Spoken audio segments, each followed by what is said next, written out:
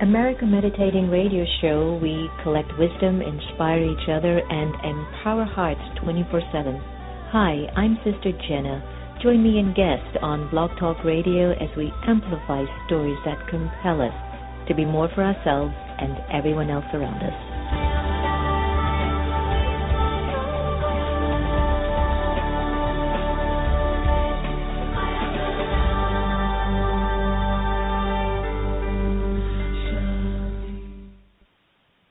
Are you in need of a tech service company that's going to deliver the best solutions for your business? Then Attronica is your solutions headquarters. Here we specialize in your individual needs to make sure your business shines. For more information, please call 301-417-0070 or visit us at our website at attronica.net. Attronica, where we deliver for you. Do you like to meditate? Have you tried to meditate? Have you struggled with meditation? Why don't you visit one of the Brahma Kumaris Meditation Center? Visit brahmakumaris.org. Would you be mine? Could you be mine? Won't you be my neighbor? Hi, neighbor. Mr. Rogers passed along friendship, hoping we would too. Friendship, pass it on, from the Foundation for a Better Life at Values.com. Are you stressed, frustrated, or annoyed at work? You don't have to be. Soothe your mind and open your heart as Sister Jenna guides you through a peaceful, calming meditation that will prepare you to focus, be present, and most importantly, bring you back to your inner peace.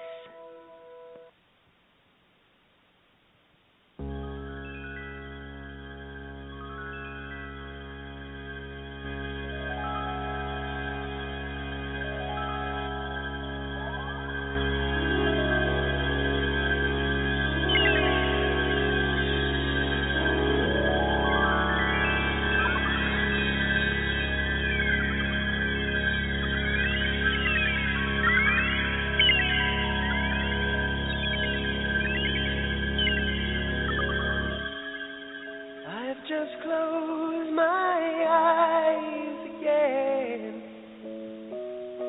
Climbed aboard the Dreamweaver train. Trying to take away my worries of today and leave tomorrow behind.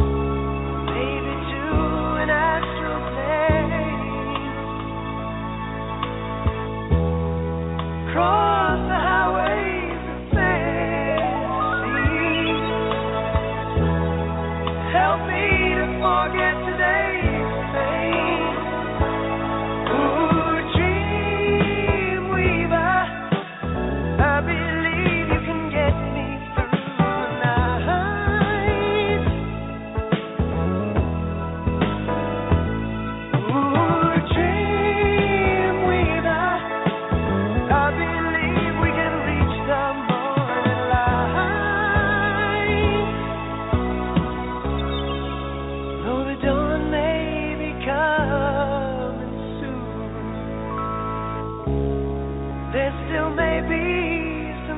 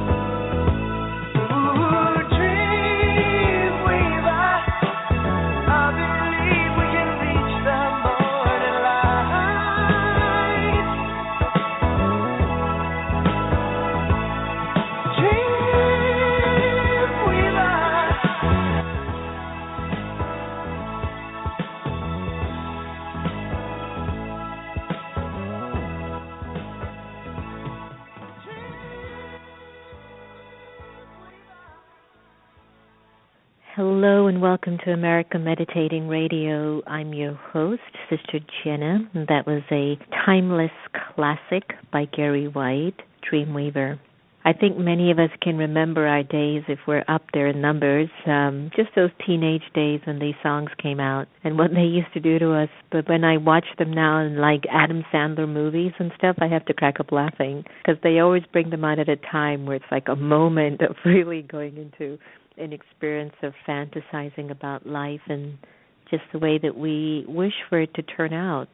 Having a conversation with someone the other night, and there's just a lot of interesting realizations in terms of her journey and the way it has unfolded for her. And so on all levels, she's living the best life ever. And yet there's still a need. There's still something on the internal aspect of the self that still needs fulfilling. And she was so perplexed, like, why?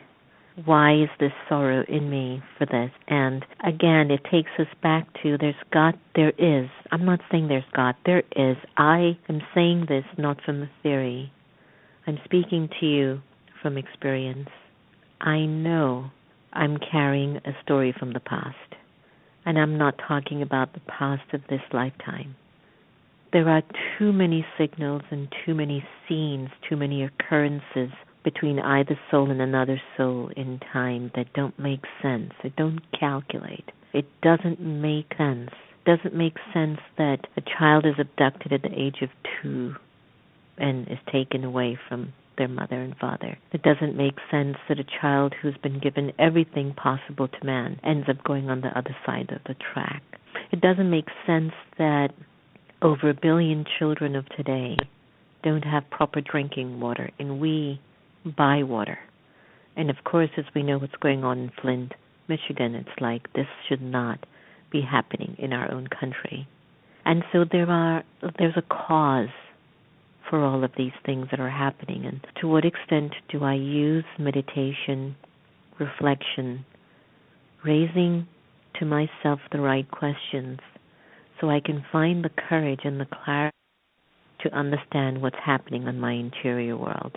Please stay tuned. We're going to have a heart-to-heart conversation with Cheryl Richardson, who's a world-renowned life coach and a New York Times bestseller. And before we get Cheryl on the air, I'd like to take us into an aspect of meditation, one that I came across called the switch. And when we meditate here on the America Meditating Radio, I'm inviting you to raise your bar of thinking. Please, don't force yourself to stop thinking. Your life is too important. You are too valuable. Your thoughts are valuable. What we want to achieve is the reduction of waste and negative thoughts. That's not what we need to be doing. We need to change that narrative. We need to switch it. So take a deep breath, relax,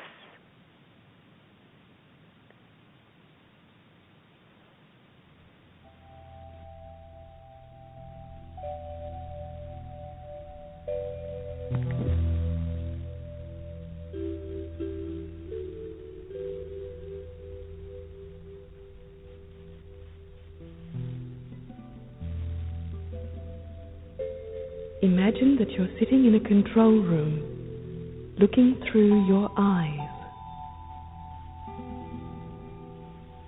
Allow your body to become very comfortable and still.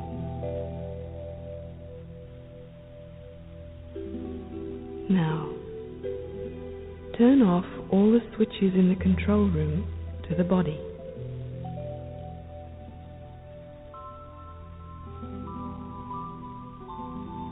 Turn off the switch to the feet,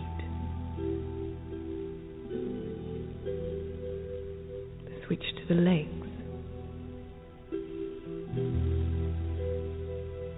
As each switch is turned off,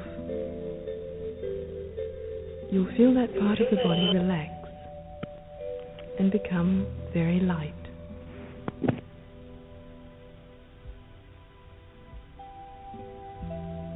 Now turn off the switch to the stomach and the chest. You'll feel your breathing slowing down.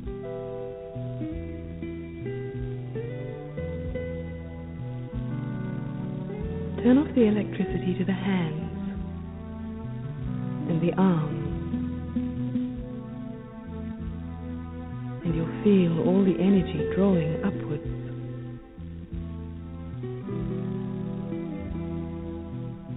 Turn off the neck.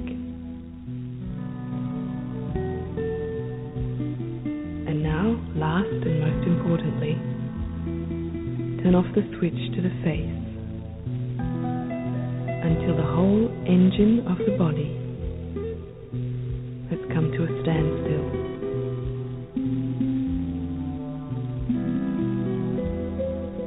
And now let your mind relax.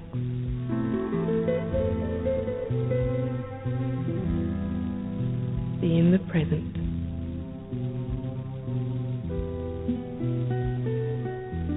And become zero.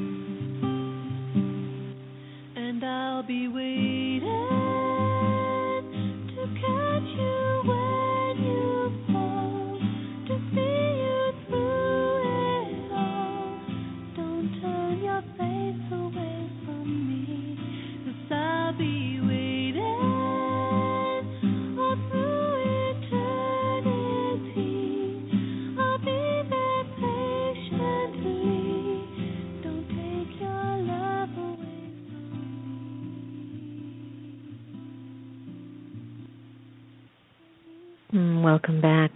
That was I'll Be Waiting by Lucinda Drayton, and that was the switch on the Jewel CD, which you can pick up at any Brahma Kumari's meditation center across the globe.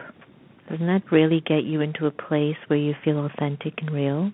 I know it does for me. So we are very proud to welcome Cheryl Richardson. Cheryl is a world-renowned life coach and the New York Times bestselling author of several books, including Take Time for Your Life, The Art of Extreme Self-Care, and her book co-authored with Louise Hay called You Can Create an Exceptional Life.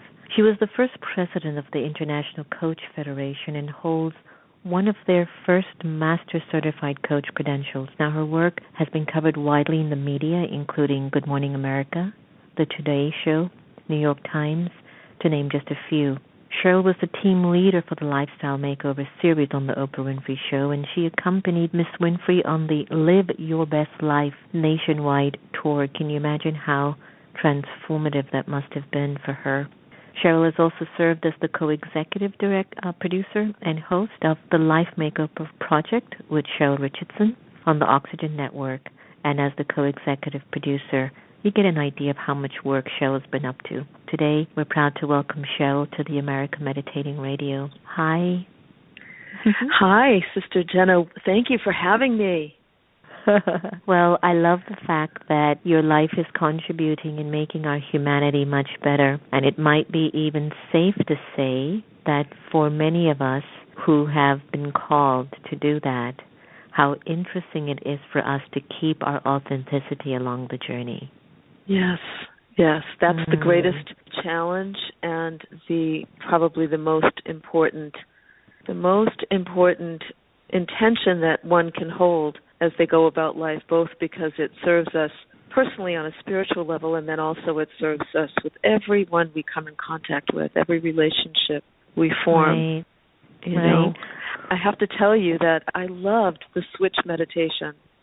I was sitting here doing it, and I thought it brought me right back to a time, I must tell you, many, many years ago when I was introduced to the Brahma Kumaris. And there was a woman here in the Boston area. Her name was Sharona Stillerman, and she introduced me to the meditations from the Brahma Kumaris. I still have 2 cassette tapes with the most extraordinary meditations on them. And so the minute I started to listen to the switch, I was brought right back to that time, and it was beautiful, just beautiful.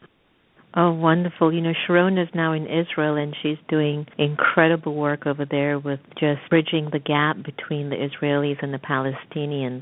So wow. She's really, she's using her spirituality to create harmony in that particular region, and we always send her lots of good wishes. I want to get to our conversation on especially self-care, because our producer, Antonia, she's like, were you born like this? Because I don't stop. And for her, it's interesting, because on the outside, what she sees, at least, let me rephrase that. On the outside, I have no idea what she sees. Let me rephrase that. But in my world, I feel like I'm so much connecting my dots. And when I feel like my dots are not connecting properly, I don't feel like I'm taking care of myself. So the beginning of this year, I had decided to pull the reins back, since everyone is like, you can't keep going like this. This is not good for you in the long run, blah, blah, blah, whatever. I'm going, okay, let me hear my fans and my friends tell me, I'm going to pretend I'm not doing anything. Cheryl, it's insane. It's not possible. How can you have a stallion acting like a donkey? It just doesn't work. So here's my question to you. Let's talk about self-care. How do we actually take care of ourselves? Because I'll tell you, when I was a stallion last year, I felt much better, like I was taking care of myself. So, well, boy, I'll tell you, I'm still back on the idea that you had of telling yourself that you're not doing anything. I heard that as, imagine just waking up and telling yourself that you're not doing anything, even as you go about being a stallion, you know? Yeah, and what that's not that possible. Might do. It's not possible. But, you know, here's what I want to say about that. This is so important, and it took me many, many years of coaching to understand this, to really get this in my bones, and that is that some people are meant to be stallions, and they actually thrive in that environment, and they feel alive, and they feel happy, and they feel healthy, and they really feel like souls who are here doing what they've come here to do.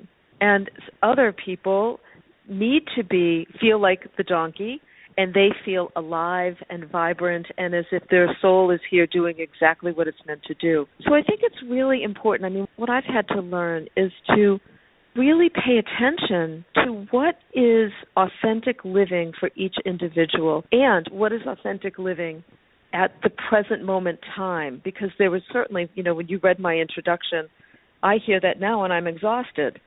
But when I was in the midst of all of that, in that period, you know, many periods of my life where I was the stallion, I was excited. I felt alive. I absolutely felt like I was being divinely guided. I was following divine guidance in what I was doing. And then eventually, when I didn't pay attention to when my being was calling for more presence and less action, is when I got into trouble. So I think that's really the conversation. When my being was calling for more presence and less action. And you see, for me, I felt like I was in my presence when I'm in action, as I allow this month to pass through me. And yes, there's still a lot going on, but not at the volume that I'm accustomed to. I'm not feeling my presence, which I find to be very interesting. Sort of like if you're driving a Tesla, you cannot drive that car like it was a bullock cart.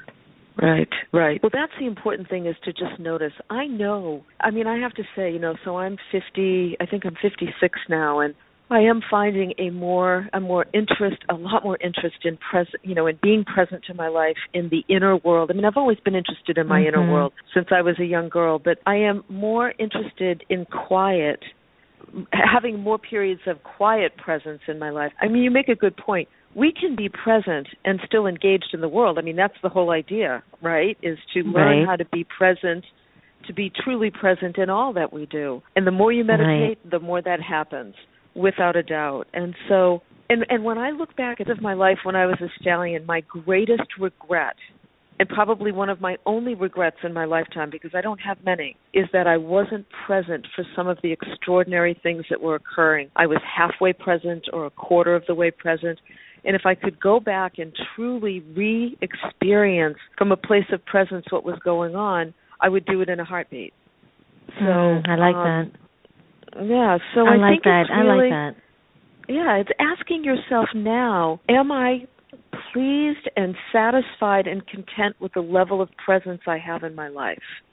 I think, and another thing that is very interesting, that sometimes when perhaps something is also calling us, sometimes there's just something new on the horizon, and it's preparing you, but you're not even aware you're being prepared, because there's just a discomfort going on. You don't feel the same, and you're not as clear. And someone sent me my horoscope last night, and they said, this month you're going to seem foggy, but it's for a reason, and then all of that's going to be like, just showering on you. So I said to myself, look, astrology and stuff is a percentage, but I, the soul, have the power to do and shift what I want to do for me, and I don't want to say my stars are telling me that I should feel like this. So I look at like self-care as also a part of not just listening to the external, but really, really listening internally. What are you feeling? What are you going through? I mean, really, are you a stallion, or are you a donkey gone rogue, or something? And then I use it as a metaphor because it's so powerful to me when I look at that image. For me. Yes, sure. Well, we can look at the astrology piece this way. It's a sure sign that you're disconnected from presence when you begin to make choices about your life based on material you find on the outside.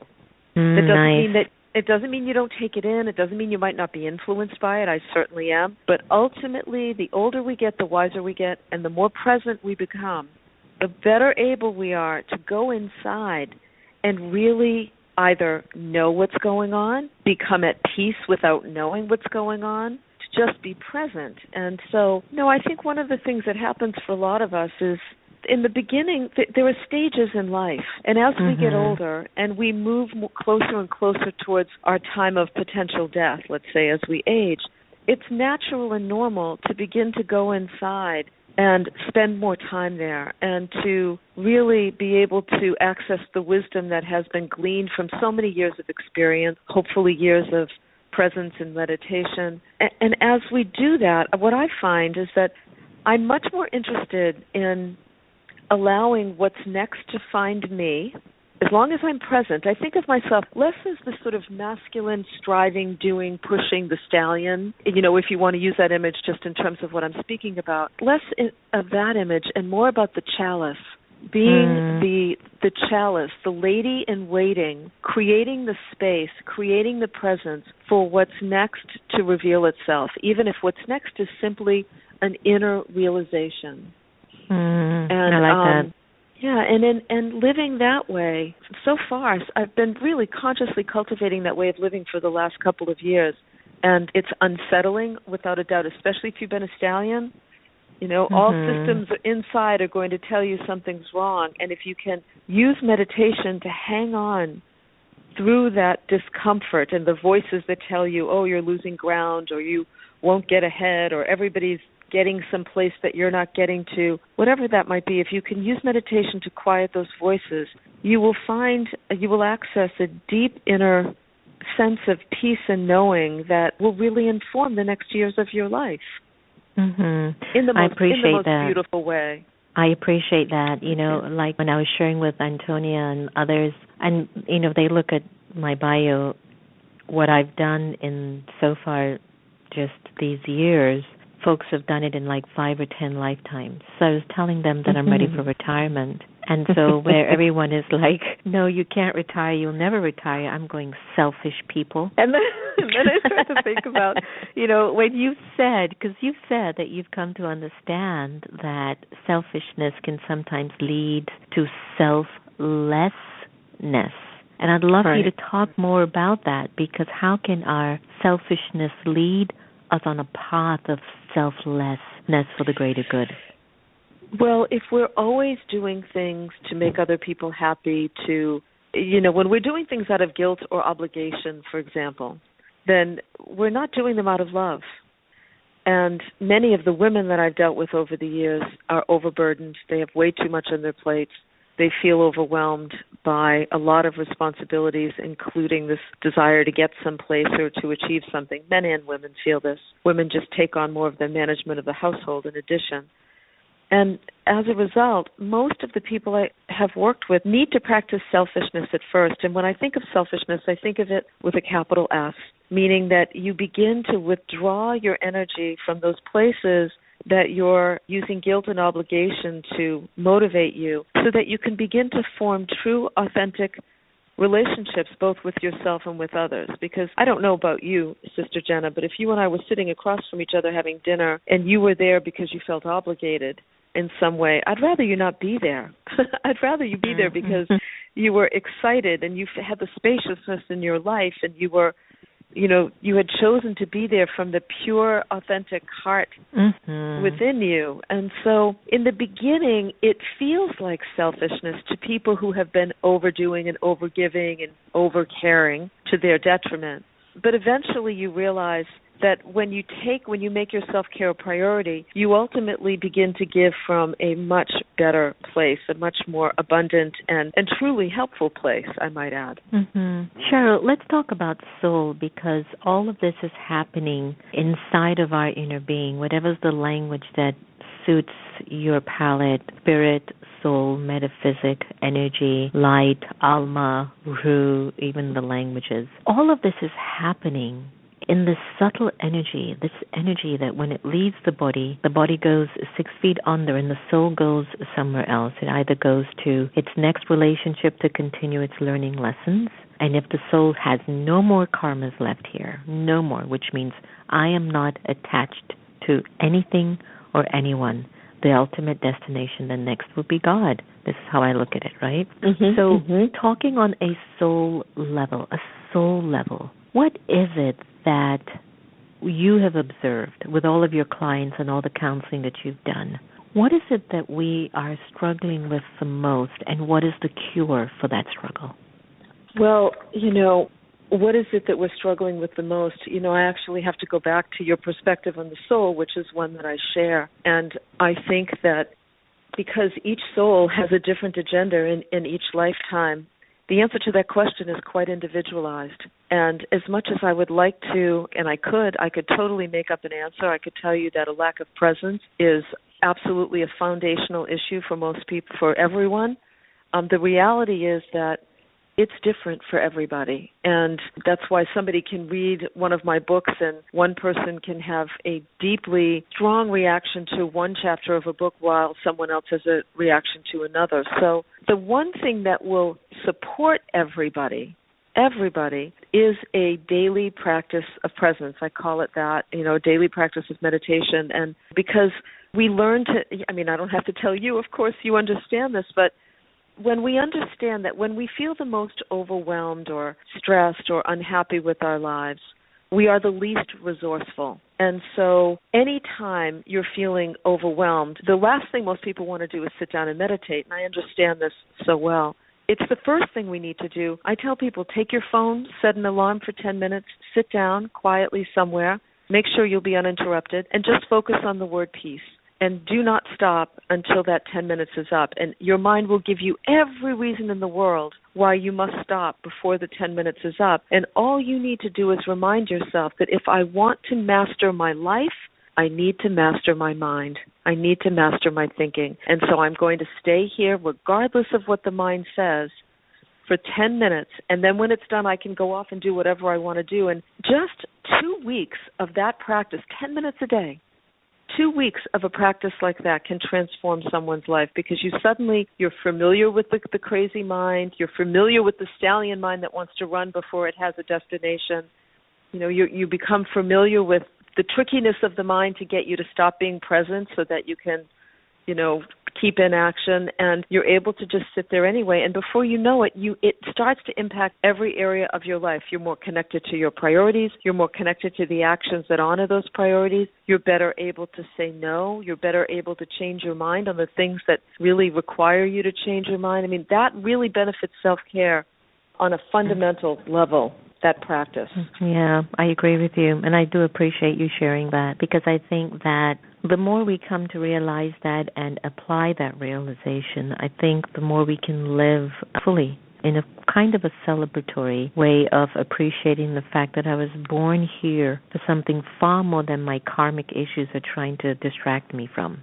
You know what I'm saying? Yes, well said, very well said. Absolutely. So tell me, what is Cheryl? Has she got any upcoming events and programs that our listeners can learn more about and perhaps participate? Well, I've started this year. I'm hosting 2 small retreats for women in the New England area in Maine, actually, southern Maine. If people go to CherylRichardson.com, they can see any of my events. I'm also, a lot of the Hay House I Can Do a conference. I'll be at all of them this year. I'm heading to Seattle next week for a self-care boot camp workshop, and then a speech at the I Can Do It conference for Hay House. So everything is right there at CherylRichardson.com. Thank you. Beautiful. So leave us with a life quote, and hopefully we'll get you back on the air again. Well, a high-quality life has far more to do with what you remove from your life than what you add to it. That's my best piece of advice to remember. Fantastic. Love it. Cheryl Richardson, thank you so much, and all the very best. Thank you. Take care. Thank you very, Bye-bye. very much. Take good care. You're welcome. Bye. Om Shanti. Wow, that was a beautiful life quote by Cheryl Richardson, and I hope you enjoyed the conversation on self-care, which I think is just such an important thing. And I mean, even as I share with you very openly about even what has been for me just a month of slowing down by choice, not that there isn't a lot on my plate, it's just by choice. I keep asking myself, well, what's this? What's the benefit of this? I mean, I'm working towards a future where I will be living cool and easy and taking it, as leisurely as I wish to. What's the choice of this? My hands are working, my legs are working, my brain is good, I'm young, let's go. Let's do this. Let's make this world a place where the future generations can really find some hope and some power in, So, hey, I'm going to leave it up to you to participate and have your own dialogue within yourself. And yes, balance is essential. And, of course, take care of yourself by maintaining the best possible thoughts you can. Because I feel that if your mind is in a good place and your thoughts are in a good place, this is it. This is it. Thank you for joining the America Meditating Radio. Remember, no one can take away your happiness unless you give them the permission. And we are here to love each other the same. So if you're planning to change the world, then start with changing yourself. Take care, everyone. We'll end today with the beautiful Sanatam Kaur, who's got a new book coming out in April, so look out for that. And we'll end with Wahe Guru. Take care.